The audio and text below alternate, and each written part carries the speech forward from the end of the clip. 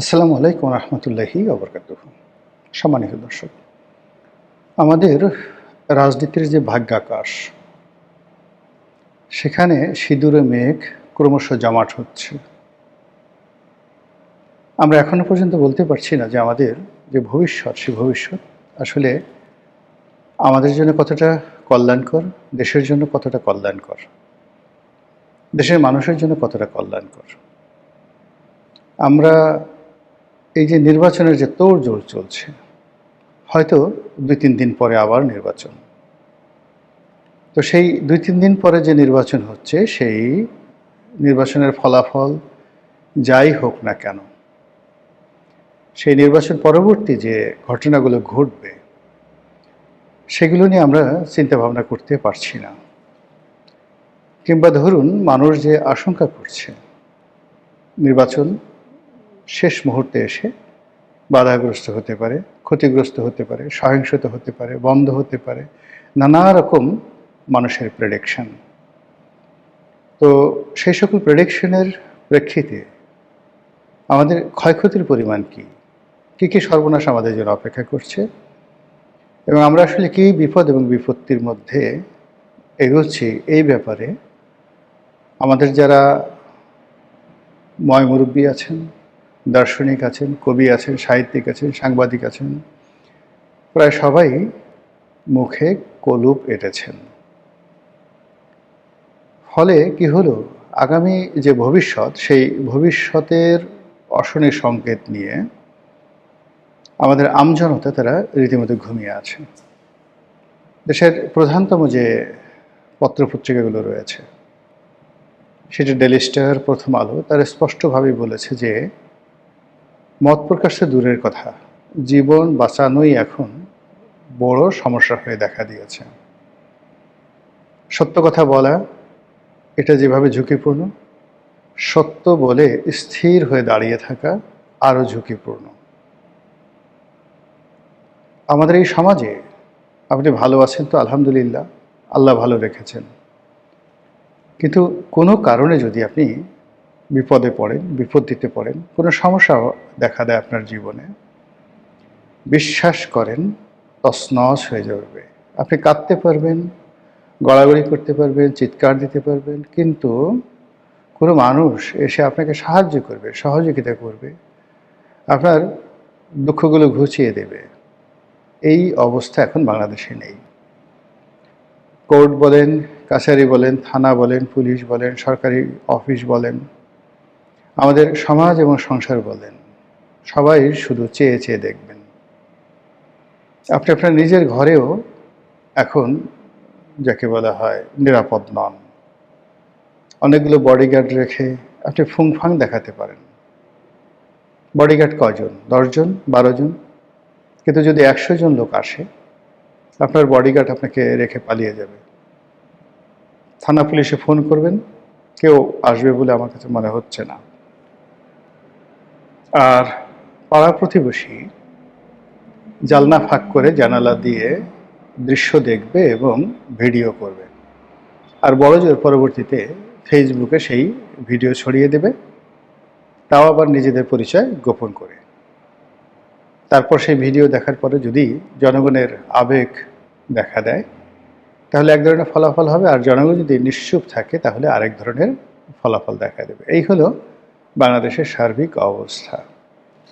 তো এই অবস্থাতে যদি কারোর সঙ্গে বন্ধুত্ব হয়, সে বন্ধুত্ব কোনো কাজের বন্ধুত্ব নয়, কিন্তু কারোর সঙ্গে যদি আপনার শত্রুতা হয়, সেটি যদি একেবারে মহল্লার একজন পান বিড়ি বিক্রেতা, অথবা আপনার মহল্লায় যে ফেরি করে বেড়ায়, আপনার বাসার সামনে যে দারোয়ানটি রয়েছে, কিংবা আপনার প্রতিবেশী যে দারোয়ানটি রয়েছে, তার সঙ্গে যদি আপনার কোনো শত্রুতা হয়, সেই শত্রুতা সামাল দেওয়ার মতো শক্তি আমাদের দেশকাল, সমাজ এবং রাষ্ট্রের আদৌ আছে কি না, আপনারা একটু বুকে হাত দিয়ে চিন্তা করুন। তো এই যে পরিবেশ এবং পরিস্থিতি বর্ণনা করলাম, এটি রাতারাতি ভালো হওয়ার কথা নয়। গত 17 মাস ধরে ধীরে ধীরে ধীরে ধীরে এই পরিবেশ এবং পরিস্থিতি তৈরি হয়েছে। আর এই পরিবেশ এবং পরিস্থিতি সমাজ থেকে চলে যাওয়ার জন্যে কম করে হলেও 17 বছর লাগবে। যেভাবে অতীতের 17 বছরের যে পুঞ্জীভূত ক্ষোভ, ক্রোধ, লোভ, লালসা, কামনা, বাসনা, রাগ সব একত্র হয়ে এই গত 17 মাসে মানুষের হাত, পা, মন ও মস্তিষ্ককে যেভাবে উত্তেজিত করেছে তার প্রেক্ষিতে আজকের এই সমাজ আমরা এখানে নিয়ে এসেছি। এই সমাজ এবং এই রাষ্ট্রে দেখতে পাচ্ছেন যে একটা নির্বাচন হবে। আপনারা দেখতে পাচ্ছেন যে নির্বাচনে যারা প্রার্থী তারা মাঠে চষে বেড়াচ্ছে। আপনারা দেখতে পাচ্ছেন একটি দল বিজয়ী হবে, আপনারা শুনতে পাচ্ছেন আরেকটি দল ম্যাটিকুলাস ডিজাইন করে নির্বাচনের ফলাফল নিজেদের দিকে নিয়ে যাবে। এই যে একটি দল বিজয়ী হবে, এটার ফলে যাদের মনে ক্রোধ তৈরি হচ্ছে, বিরাট একটা শক্তিশালী গ্রুপ, সেই ক্রোধকে দমন করার জন্য, সেই ক্রোধকে নিয়ন্ত্রণ করার জন্য কোনো কার্যত প্রতিষ্ঠান নেই। এমনকি সেই দলটি, যে দলটি বিজয়ী হবে, সে যদি ক্ষমতায় আসে তাহলে সে আরও মাহরুম হয়ে যাবে, আরও অসহায় হয়ে পড়বে, আরও দুর্বল হয়ে পড়বে। আবার অন্যদিকে যারা ম্যাটিকুলাস ডিজাইন করবে বলে খবর বের হয়েছে, যাদের সম্পর্কে বলা হচ্ছে এরা গুপ্ত সংগঠন, এরা গুপ্ত কাজে ভীষণ রকম এক্সপার্ট,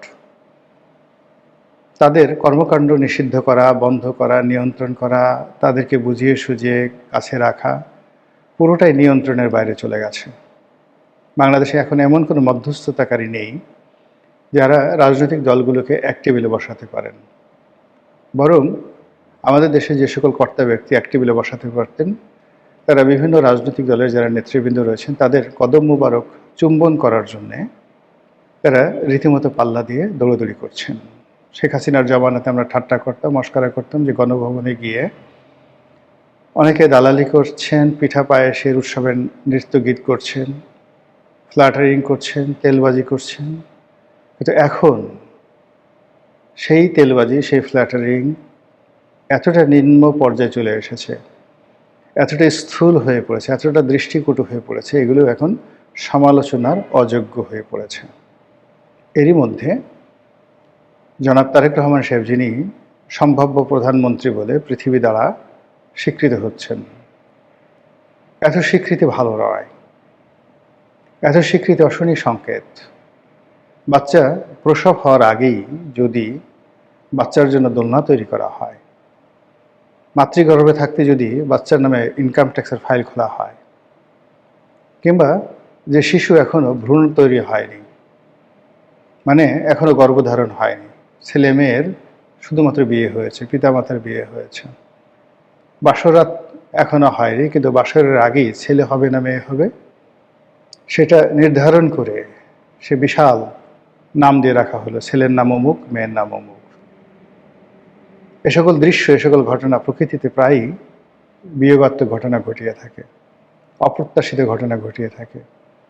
তো সেই অর্থে জনাব তারেক রহমান সাহেবকে নিয়ে এখন দেশে এবং দেশের বাইরে তাকে প্রধানমন্ত্রী বানিয়ে এক শ্রেণীর পত্রপত্রিকা, গণমাধ্যম, এক শ্রেণীর মানুষ যেভাবে লম্ফঝম্প করছেন, এটি জনাব তারেক রহমান সাহেব এবং তার পরিবারকে রীতিমতো বিপদ এবং বিপত্তির মধ্যে ফেলে দিয়েছে।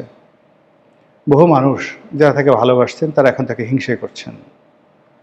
বহু মানুষ যারা মনে প্রাণে চাইতেন যে তিনি দেশে ফিরে আসুন, রাজনীতিতে বিজয় লাভ করুন এবং দেশের প্রধানমন্ত্রী হিসেবে দায়িত্ব পালন করুন, তারা এই যে ন্যাকামো, এই যে বাহাদুরি, এই যে বাড়াবাড়ি, আওয়ামী লীগের লোকজন নেই কিন্তু বিএনপির যারা লোকজন রয়েছেন তারা তাদের নেতাকে নিয়ে যে কর্মকাণ্ড করছেন, নেতার কোনো আমি আধিক্যতা দেখছি না। নেতা প্রাণান্তর চেষ্টা করছেন নিজেকে সংযত রাখার জন্য, কিন্তু তার দলের মধ্যে যারা লোকজন রয়েছেন তারা যে কর্মকাণ্ড করছেন তার সঙ্গে সঙ্গে বিদেশের বিভিন্ন শক্তি, পত্রপত্রিকা তাকে যেভাবে প্রধানমন্ত্রী বানিয়ে একেবারে বাঘের মুখে ঠেলে দিচ্ছেন, সেটা প্রতিহত করার মতো, সেটার বিরুদ্ধে একটি রক্ষাবহু তৈরি করা, এটি এখন বিএনপির পক্ষে সম্ভব হচ্ছে না।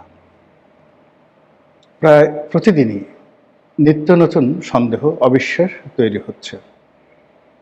অন্যদিকে জনাব তারেক রহমান সাহেব প্রধানমন্ত্রী হবেন আর তার প্রতিপক্ষ আঙ্গুল চুষবে, এটা হয় না। এখনো পর্যন্ত যদি কৌশলগত দিক বলেন, আজকের দিন পর্যন্ত পুরো কৌশলগত দিক জামাতের পক্ষে আছে, আর জনপ্রিয়তা, হাক ডাক, এগুলো সব বিএনপির পক্ষে আছে। আপনারা জানেন যে একেবারে শেষ পর্যায়ে, যুদ্ধের একেবারে শেষ পর্যায়ে কৌশলটা গুরুত্বপূর্ণ হয়ে ওঠে। মাত্র 10-12 জন সৈন্য কখনো কখনো 20-25 হাজার সৈন্যের মধ্যে যে যুদ্ধ চলছে সেই যুদ্ধের গতি পরিবর্তন করে দিতে পারে। উদাহরণ হিসেবে আপনাদেরকে আমি ওহুদের যুদ্ধের কথা বলি। ওহুদের যুদ্ধে মুসলমানদের সৈন্য সংখ্যা ছিল প্রায় 1000, আর আরবের সবচেয়ে শ্রেষ্ঠতম বীরদেরকে নিয়ে প্রায় 3000 সৈন্য নিয়ে তারা মদিনা আক্রমণ করেছিল। 1000 সৈন্য নিয়েও মোহাম্মদ রাসূলুল্লাহ সাল্লাল্লাহু আলাইহি ওয়াসাল্লাম প্রায় বিজয়ের দ্বার প্রান্তে ছিলেন 99.99%। যারা বিজয়ী সৈন্য তারা গনিমতের মালের জন্য ছোটাছুটি করছে। আল্লাহ রাসূল বলেছিলেন যে ওই যে পাহাড়ের দুটো গিরিপথ রয়েছে, একটা গিরিপথ রয়েছে দুটো পাহাড়ের মধ্যে, ওই জায়গাতে যারা তীরন্দাজ ছিলেন তাদেরকে বললেন যে এই জায়গা থেকে তোমরা নড়বে না, যত কিছু হোক না কেন, আমি যদি মরে যাই, যুদ্ধে জয় হোক পরাজয় হোক, তোমরা এই জায়গা থেকে নড়বে না।